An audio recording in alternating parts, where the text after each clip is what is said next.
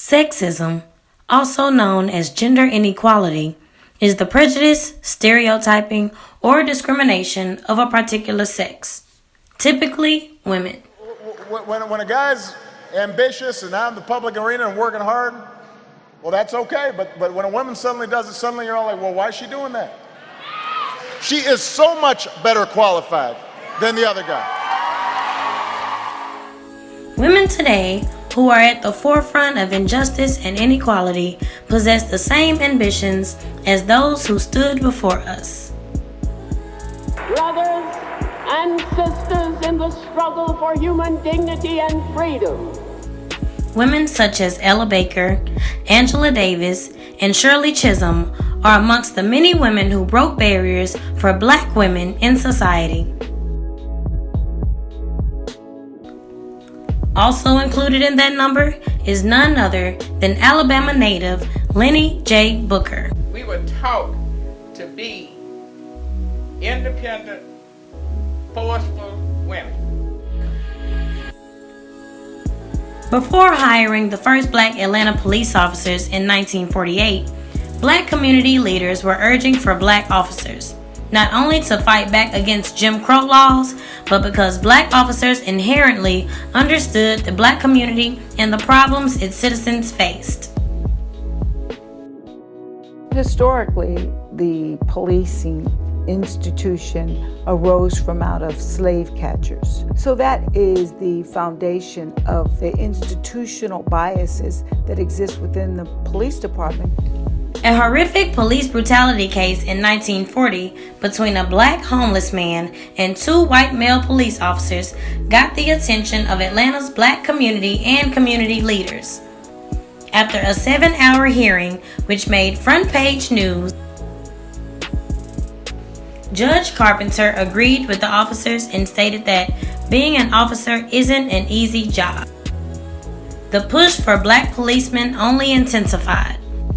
5 days after the hearing before the Police Committee of the Atlanta City Council, the headlines read, "Council Hartsfield gives okay to Negro police." The 8 brave torchbearers of 1948 were Henry Hooks, Claude Dixon, Ernest H. Lyons, Robert McKibbins, Willard Strickland, Willie T. Elkins, Johnny P. Jones, and John Sanders, the first 8 Black police officers in Atlanta, Georgia. All we say to America is be true to what you said on paper. The death of Dr. Martin Luther King Jr. in 1968 sparked change all over the country. Barriers of racism, sexism, and other discriminatory acts were slowly but surely breaking down. In 1971, Linnie J. Booker became the first Black female police officer in Atlanta, Georgia. Follow her historic journey as Angel Ray presents Linnie, the HERStory.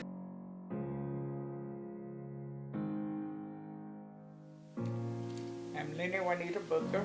I was born December 2nd, 1943 in Anniston, Alabama, Calhoun County. Linnie's father was employed at the steel mill in Gary, Indiana, when he decided to relocate his family to his hometown of Lexington, Mississippi. Her father had purchased a small shotgun house for his family. One day, while being in the care of their babysitter, Linnie and her younger brother were in a house fire, which traumatized Linnie for many years. I grew up very, very fearful. I mean, all the way into my early adult years, I was very fearful. Fear makes you angry, fear makes you mean. And so I grew up almost in that state. Despite being fearful, Linnie jumped out on a leap of faith when she decided to leave the small town of Lexington and start a new life in Atlanta. I was leaving Lexington behind a bad marriage. The first job I got was the job that was working in a furniture company that was ripping people off. I'm just going to say it like that. So the next job I got it with Dr. Joseph Lowry at Central United Methodist Church in Atlanta as his secretary. I stayed there for a while, and then while I was there, I applied for the city of Atlanta, and I got a job as a clerk typist there. But that still wasn't satisfying. I worked in the City Hall Annex, right out from the main building, right out from City Hall, as a clerk typist, but that still, it wasn't satisfying enough. And so I would take examinations all the time, because that was the place where they gave exams too, for the city. And I would take examinations all the time. Sometimes I'd pass, sometimes I'd fail. So, but this particular time, I took an examination for city service coordinator, and I passed it. And I just continued to work, because they weren't going to hire, they didn't hire women as city service coordinators. So I just kept typing. And so one day I answered the phone, because I also had answered out incoming calls. And a lady said she wanted to apply for female police officer, And I said, I made the statement that we don't hire women police officers. And she said, well, I'm going to file a lawsuit, because that's discrimination. And at that time, during the 70s, the late 60s and the 70s, it was really a civil rights time in the United States. It was really everybody was boycotting or marching or doing something or suing or something for discrimination.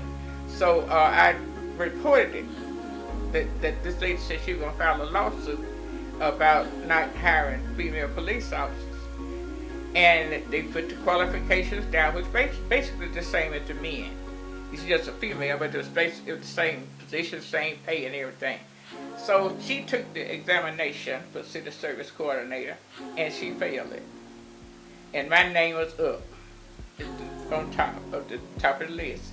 So they called me, and I was hired. Beverly Anderson, Linnie's only daughter, recalls her mother's time on the Atlanta PD as the happiest time in her life. My early memories, of course, when she started the force around 1971, I had to be about 6 years old. And I remember her as an officer in Atlanta. You know, she would come home, have her belt on, everything. I didn't hug her though, because it just might go off, But I think though I remember her as really a happy time. I think that was one of the happiest times in her life, actually, because she was tall and she was stately and she was a police officer, and of course a lot of friends, friends that we saw with her were officers as well. So that was just kind of the life, that you live. After the break, we'll hear Beverly's take on gender inequality and hear some interesting stories of Linnie on the force. Stay tuned.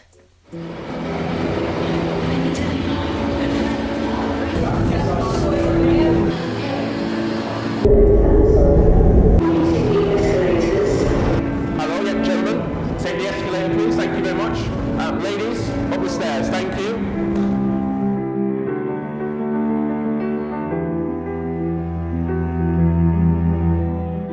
Gents, you can take it. Escalator right to the top. Thank you very much. Ladies, take the stairs, please. Stairs. Gents, take the escalator. Ladies, take the stairs, please. Gents, take the escalator. Ladies, take the stairs, please. If you don't mind.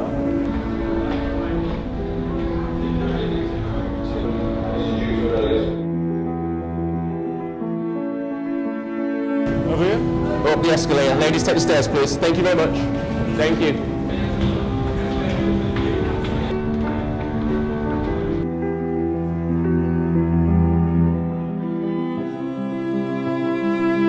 Gents, go up the escalator if you want. Shut the escalator. Thank you. Thank you very much. Thank you. Ladies, can you take the stairs, please? Thank you very much. Appreciate it. Thank you.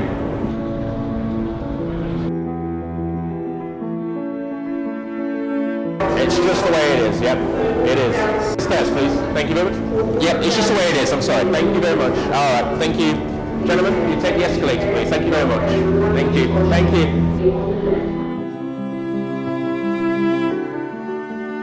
In 2018, the path to leadership is still too slow. This is our time to support more women from all backgrounds into leadership roles.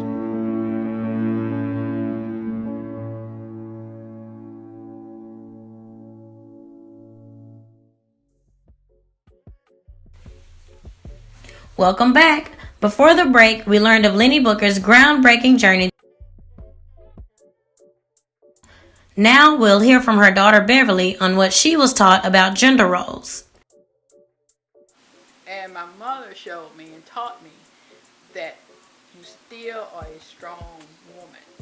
Now, of course, there were expectations to a man, to being a man and being a woman. Say what you mean what you say.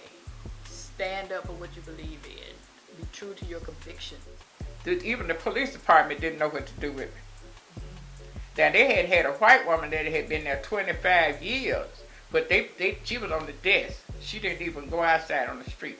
But we was, Marsha and I, the other lady, we were assigned to the street.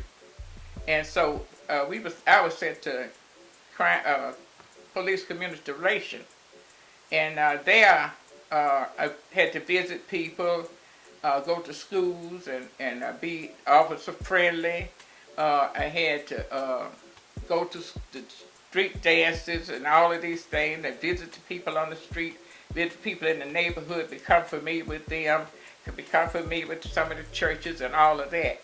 But then after that, they needed some undercover agents for narcotics.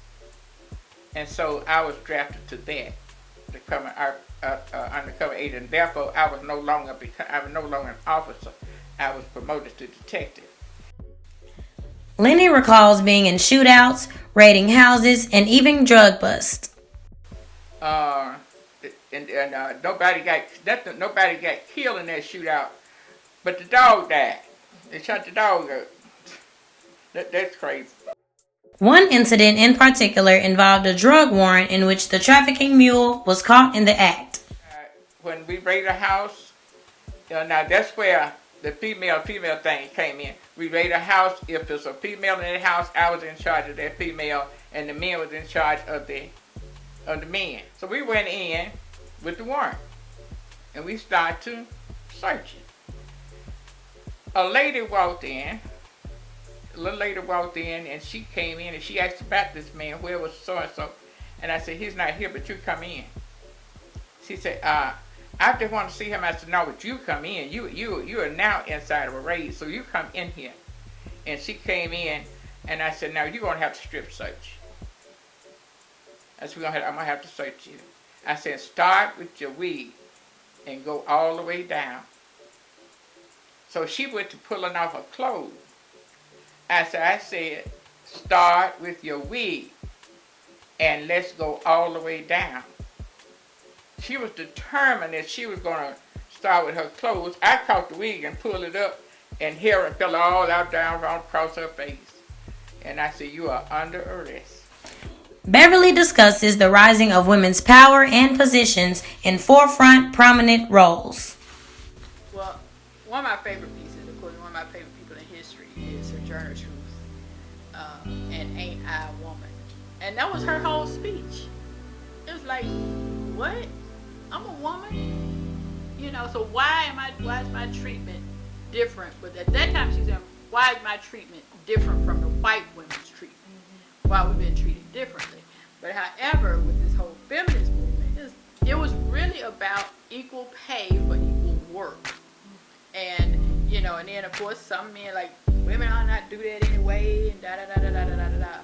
And so, but now I think we're beginning to see a rise again in the feminism, because now we begin to see women really stepping up in some hard-hitting roles, like Abrams over there in Atlanta. We look at the new Congress, what that new Congress looks like, and they having a fit on Capitol Hill. Where are these women coming from?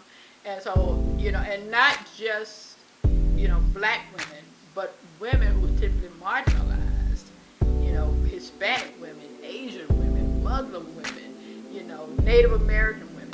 And so that whole thing of sexism, I think women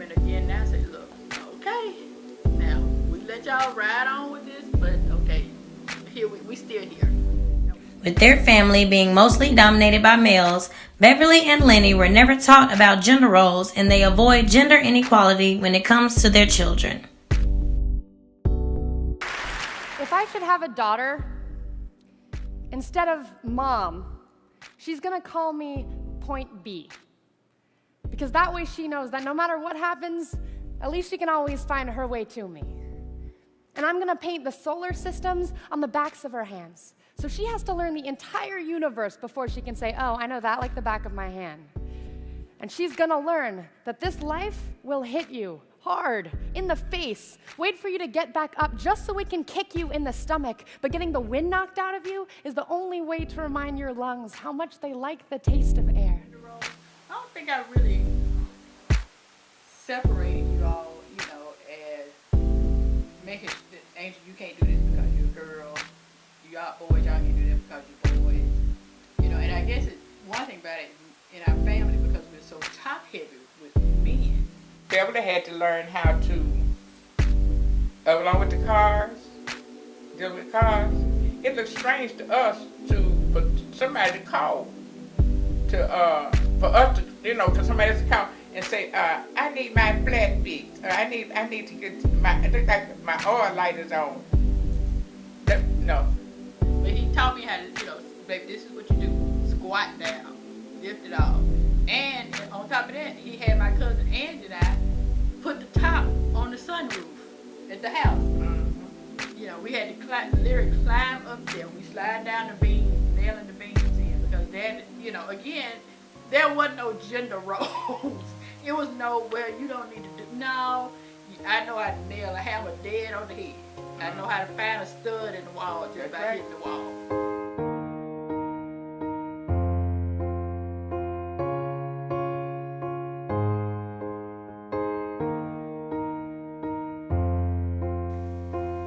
Thanks for watching.